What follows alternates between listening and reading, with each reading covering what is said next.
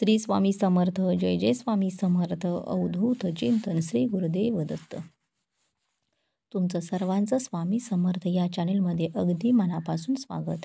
स्वामी महाराजांच्या कृपेने तुमच्या सर्व इच्छा मनोकामना पूर्ण हो हीच स्वामींच्या चरणी प्रार्थना करते आणि आजच्या या नवीन व्हिडिओला सुरुवात करते.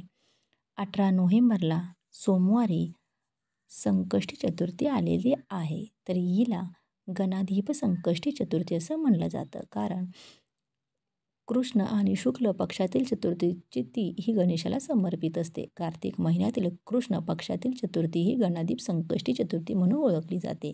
या दिवशी श्री गणेशाची पूजा केली जाते. तसेच जीवनातील सर्व संकटांवर मात करण्यासाठी उपवास देखील केला जातो.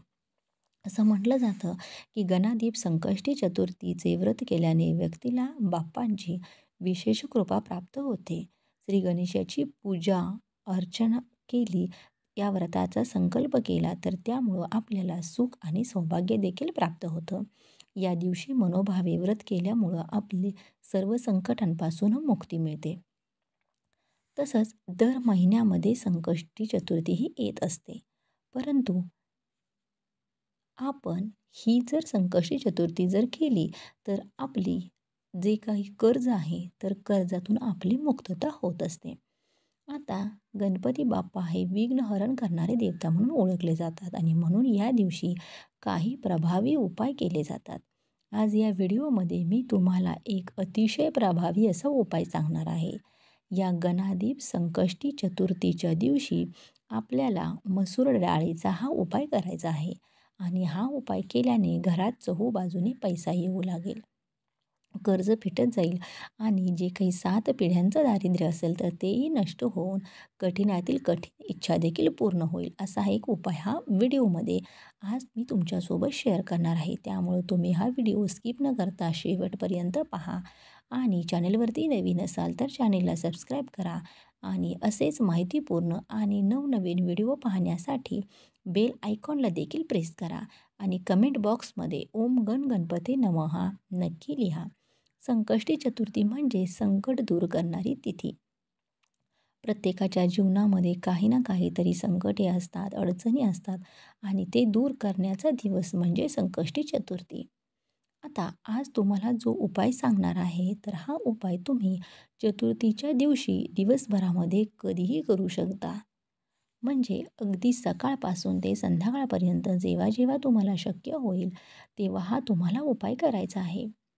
जर तुम्हाला सतत आर्थिक अडचणी येत असतील तुमच्या घरामध्ये किंवा तुमच्याकडे आलेला पैसा जर टिकत नसेल किंवा घरामध्ये पैसे येण्याचे सर्व मार्ग बंद झालेले असतील तर बऱ्याच वेळेला असं होतं की आपल्या घरातील जी काही सदस्य आहेत ते कष्ट करत असतात, मेहनत करत असतात, परंतु त्यांच्या कष्टाला किंवा मेहनतीला योग्य मोबदला मिळत नाही, त्यांना योग्य ते फळ मिळत नाही आणि म्हणून जर चतुर्थीला जर तुम्ही हा उपाय केला तर तुमच्या कष्टाला आणि मेहनतीला योग्य ते फळ मिळते आणि तुमच्या घरामध्ये चहूबाजूने पैसा हा येऊ लागतो. त्याचबरोबर तुमच्यावरती एखादं जर कर्ज असेल, ते कर्ज कोणत्याही प्रकारचं असेल तरी देखील बऱ्याच वेळा आपण ते कर्ज फेडण्यासाठी प्रयत्नसुद्धा करतो, परंतु हे कर्ज फेडण्यासाठी आपल्याकडे हवे तेवढे पैसे येत नाहीत किंवा पैसा आला तरीही ते कर्ज आपल्याकडून फिटलं जात नाही आणि म्हणून कर्जमुक्तीसाठी सुद्धा हा उपाय अत्यंत प्रभावी असा मानला जातो. हा उपाय करताना आपल्याकडे कर्ज फेडण्यासाठी आवश्यक तेवढे पैसे येतात. त्यामुळे आपल्या कष्टाला आणि मेहनतीला यश मिळते, आपल्याला प्रत्येक कामात यश मिळते आणि आपण ते कर्ज फेडू शकतो आणि त्या कर्जातून आपली मुक्ती होते. तसेच तुमच्या मनामध्ये जर काही एखादी खूप दिवसापासून एखादी इच्छा असेल, मग ती कोणत्याही संबंधात असेल, मुलांच्या बाबतीत असेल, पतीबाबतीत असेल किंवा तुमच्या आर्थिक समस्येबाबतीत असेल, तर कोणतीही चांगली इच्छा पूर्ण होण्यासाठी तुम्ही हा उपाय करू शकता. हा उपाय तुम्ही मंदिरामध्ये सुद्धा जाऊन करू शकता किंवा तुम्ही घरच्या घरी देखील हा उपाय करू शकता, तरीसुद्धा चालू शकतो.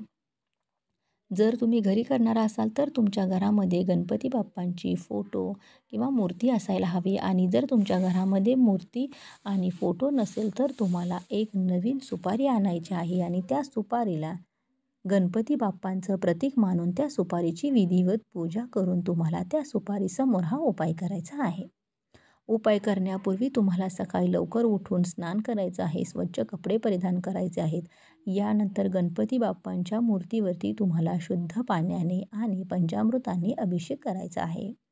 ओम गण गणपती नमः असं म्हणत म्हणत तुम्हाला हा अभिषेक करायचा आहे. बाप्पांची मूर्ती स्वच्छ पुसून काढायची आहे. एका पाटावरती किंवा देवघरामध्ये लाल कपड्यावरती ठेवायचे आहे. बाप्पांना हळदी, कुंकू, अक्षता अर्पण करायचे आहे. जास्वंदीचं फूल अर्पण करायचं आहे. 21 दुर्वांची जुडी अर्पण करायची आहे आणि यानंतर तुम्ही गणपती बाप्पांना गूळ खोबऱ्याचा नैवेद्य दाखवू शकता किंवा मोदकाचा नैवेद्य दाखवू शकता.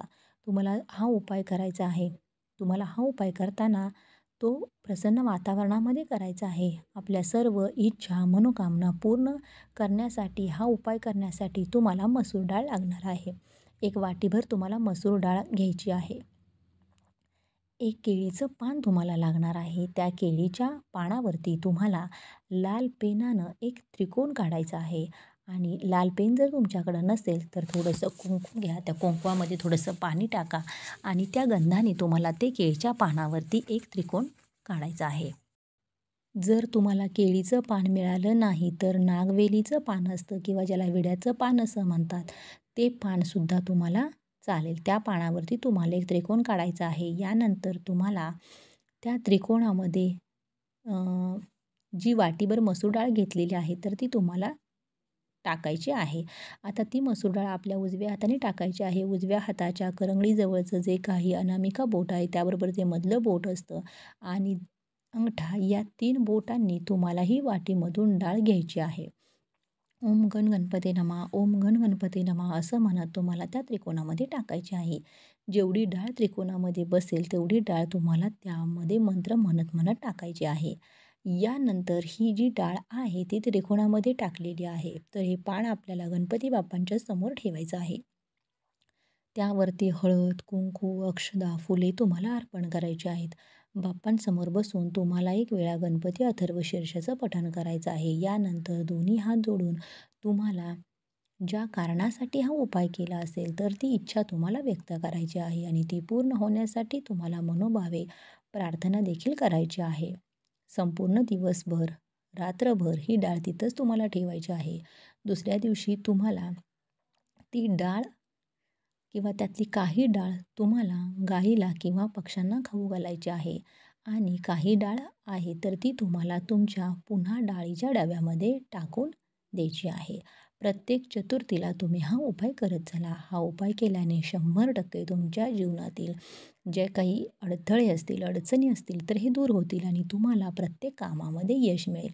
तसेच उद्या सोमवार आहे आणि या दिवशी चतुर्थी आलेली आहे तर या दिवशी तुम्हाला एक तांब्याचा कलश भरून घ्यायचा आहे. त्या कलशामध्ये शुद्ध पिण्याचं पाणी भरायचं आहे. थोडंसं गाईचं कच्चं दूध टाकायचं आहे आणि एक मूठभर तुम्हाला मसूर डाळ घ्यायची आहे आणि या सगळ्या वस्तू घेऊन तुम्हाला तुमच्या घराजवळ असणाऱ्या महादेवाच्या मंदिरात जायचं आहे आणि तिथं जाऊन तुम्हाला ते जल शिवलिंगावरती अर्पण करायचं आहे आणि ती डाळ देखील तुम्हाला शिवलिंगावरती अर्पण करायची आहे.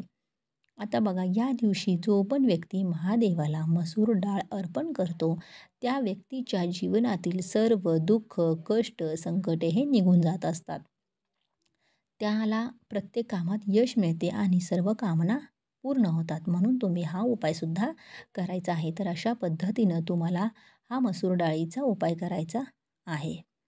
तुम्हाला जर हा व्हिडिओ आवडला असेल तर नक्की चॅनेलला सबस्क्राईब करा, व्हिडिओला लाईक करा आणि हा व्हिडिओ आपल्या मित्रपरिवारासोबत शेअर करा. चला तर मग भेटू असंच पुढल्या एका नवीन व्हिडिओमध्ये.